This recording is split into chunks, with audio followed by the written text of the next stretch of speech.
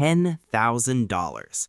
Right now, that number probably feels like Mount Everest, like a video game boss you're not leveled up enough to fight. Maybe you're watching this from your bedroom, sitting on a mattress on the floor, checking your banking app for the third time today, hoping a decimal point moved. I get it. I've been there. And here's the truth that nobody's telling you. The first $10,000 is mathematically the hardest money you will ever make.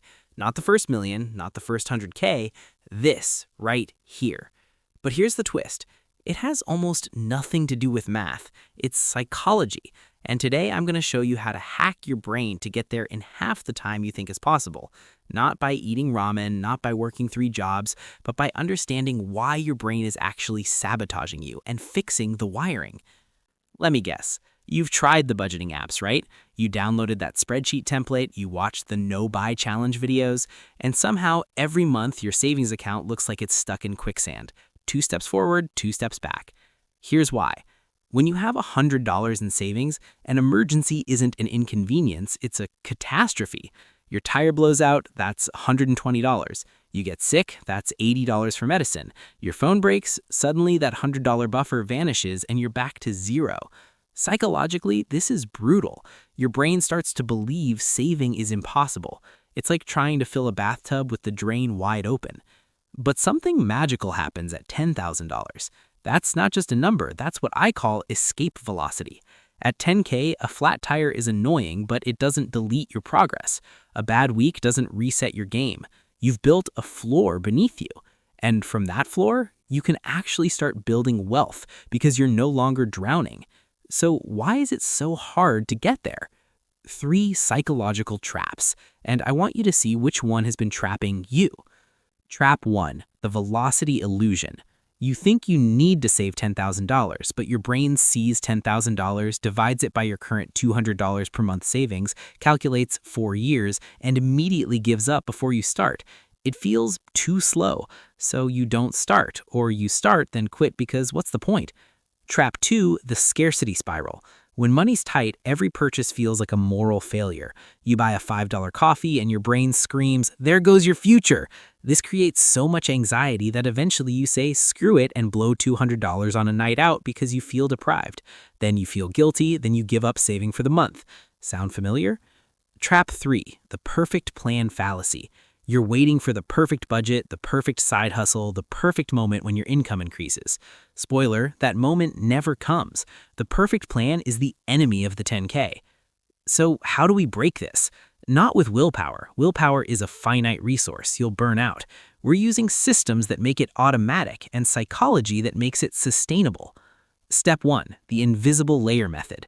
Stop trying to save what's left at the end of the month. That never works. The month eats your money every time. Instead, we're going to make your savings invisible. Here's the hack. If you get paid on the 1st, set up an automatic transfer on the 2nd. Even if it's just $50, even if it's just $25, that money needs to leave your checking account before you wake up and remember it exists. It needs to feel like you never had it. Out of sight, out of the scarcity spiral. But here's the crucial part. You have to name this account something that matters, not savings account 8472. Name it My Freedom Fund. Name it FU money. Name it the apartment deposit. When you name it, you give it emotional weight. When you want to steal from it to buy shoes, you're not taking from a bank, you're taking from your freedom. That pause is often enough to stop you. Step 2, income Tetris. Most advice says spend less. That's important, but it's only half the equation, and it's the painful half. We're going to focus on the other half, earning more but with a specific constraint. You don't need a new career. You need income Tetris, small blocks that fit into your existing life. Sell 3 things this weekend from your closet that you haven't touched in a year. That's $100. Pick up 1 extra shift or 1 freelance gig or walk 1 neighbor's dog. That's $50. Do this twice a month, that's $300 extra. It sounds small, but mathematically, if you're saving $200 from your paycheck and adding $300 from income Tetris, you've just more than doubled your speed. You cut your timeline from 4 years to 18 months. Look at this curve. This is the journey to $10,000. It's not linear, it's exponential. The first $1,000 takes forever. The last $1,000, it happens almost by accident. Why? Because once you have $5,000 saved, your money starts working for you. Interest actually matters. You have the confidence to negotiate a bill because you're not desperate. You make better decisions because you're not in survival mode. This is the psychology shift. You're not trying to save $10,000. You're trying to get to $1,000 5 times. That's it. You celebrate at $1,000. You celebrate hard because $1,000 means you're no longer at zero. $2,000 means you're building. $5,000 means you're unstoppable. Now let's talk about the emotional part, because this is where most people lose. Somewhere around month 3, you're gonna have a bad day. You're gonna feel like you're sacrificing everything and getting nowhere. You're gonna see your friends posting vacations, new cars, fancy dinners, and your reptile brain is gonna scream, "You're falling behind, spend the money, live a little." When that happens, and it will, I need you to remember this. Your friends with the new cars and zero savings aren't rich, they're just loud. The person with $10,000 in the bank and a 10-year-old phone is actually wealthier than the person with a brand new iPhone and $47 in their account. Wealth is silent. Poverty is loud. Choose silence. Also, give yourself permission to spend some money while saving. This isn't a monastery. Set aside 5% of what you save as guilt-free spending. If you saved $200 this month, you get $10 to blow on whatever stupid thing makes you happy.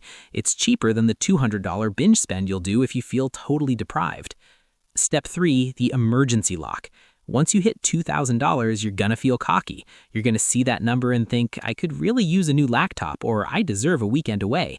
And you'll tell yourself, I'll just replenish it.